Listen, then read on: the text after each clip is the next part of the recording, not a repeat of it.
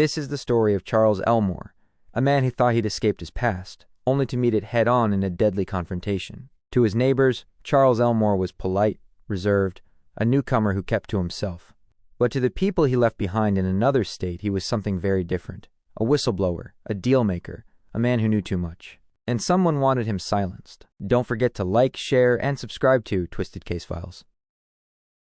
He'd arrived in Larkridge barely a year earlier. He ran a small consultancy from his home office, helped at the local food bank, and was known for his immaculate garden. Nothing about his quiet routine suggested he would become the target of an assassination. He was the guy who waved when you walked your dog.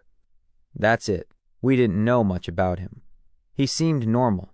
Totally normal. But behind that facade was a man whose past was catching up with him. Former associates, shadowy companies, and secrets that could ruin reputations. Our investigation has uncovered that Charles had been living under a different name before moving to Utah. Weeks before his death, Charles began receiving cryptic emails. Single sentences, odd symbols, threats disguised as riddles. He didn't tell the police. He told no one. People like Charles think they're invincible. They assume they can manage the risk themselves. But in cases like this, the risk is managing them. If he'd gone to authorities then, the ending might have been different.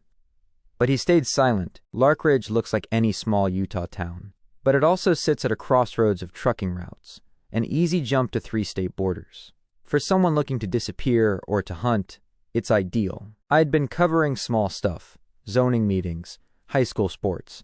Then rumors started about this guy living under an alias. It sounded like a bad TV show. But then the threats started circulating. Even as Charles tried to blend in, the walls were closing in. Surveillance photos taken by unknown parties show him leaving grocery stores, jogging, getting his mail. Someone was watching. We've obtained exclusive footage, grainy, dark, showing a person tailing Charles less than 2 weeks before the murder. Their identity remains unknown. This wasn't a random stalker. The way the photos were taken, the timing, it was professional. They were gathering intel for a hit. For Charles, Utah was supposed to be a refuge. Instead, it became a trap. October 14th, 2022. The day starts like any other. Charles checks his emails, attends a video call, walks his dog. But there's an unease he can't shake, a sense that he's being watched. Later, that note will become a crucial piece of evidence and a chilling prediction of his own death. When you look at pre-assassination behavior, you often see what we call ritual preparation. The victim starts getting their affairs in order unconsciously. Charles was doing that. What he didn't know was that, on that very day, 3 people from 3 different states were converging on Larkridge with one purpose: to make sure Charles never spoke again. By nightfall, the killers were already in position. Charles had only hours left to live. I remember hearing a car door slam around 9:30. Then, nothing. Just silence. What happened next would shatter the illusion of safety in Larkridge and reveal a conspiracy stretching far beyond Utah's borders. October 14th, 2022. The day Charles Elmore had been warned about for weeks. He woke early, walked his dog, drank black coffee from a chipped mug. Neighbors saw him smile that morning. None of them knew it would be the last time. Charles's instincts were screaming. He called a lawyer, made a final bank transfer, and left a sealed envelope at the post office addressed to an out-of-state contact. Even as he tried to project normality, he was tying off loose ends. He waved at me. That's what gets me. He waved like everything was fine. While Charles went through his day, 3 hired operatives converged on Larkridge.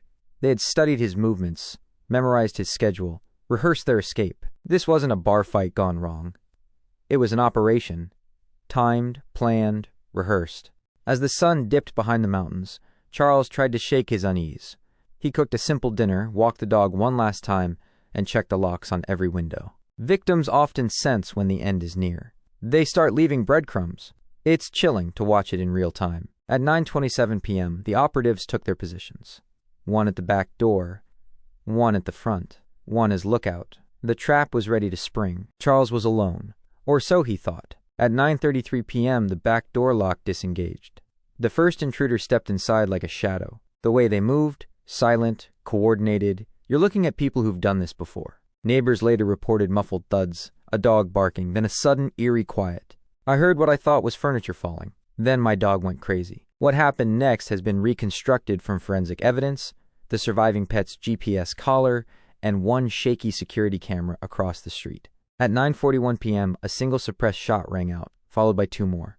Charles Elmore collapsed in his own kitchen. It's brutal, but clinical. They wanted him gone. Fast. But the operatives' perfect plan was already fraying. In their haste, they left traces: fingerprints, a partial footprint, a scrap of the very note Charles had written hours earlier.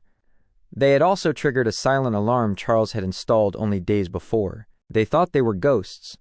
They weren't. We had their shadows before dawn. By 9:55 p.m., Charles Elmore was dead. By 10:05, the killers had vanished into the night. But the town of Larkridge would never be the same. The next morning, there were cops everywhere. It was like a movie set. People couldn't believe something like this had happened here. What should have been a clean kill became a domino chain of mistakes. By dawn, one operative was in custody, another was wounded, and the mastermind, an as-yet unnamed power broker, had fled the country. The assassination meant to silence Charles instead blew the whole conspiracy open. It's almost Shakespearean. They killed him to bury the secret, and in killing him they set the secret free. Charles Elmore's life ended in violence, but his evidence survived him.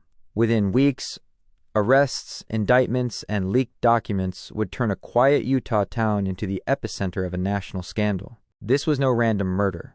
This was an assassination, and it was only the beginning. Thank you for watching, and don't forget to like, share with friends, and also subscribe.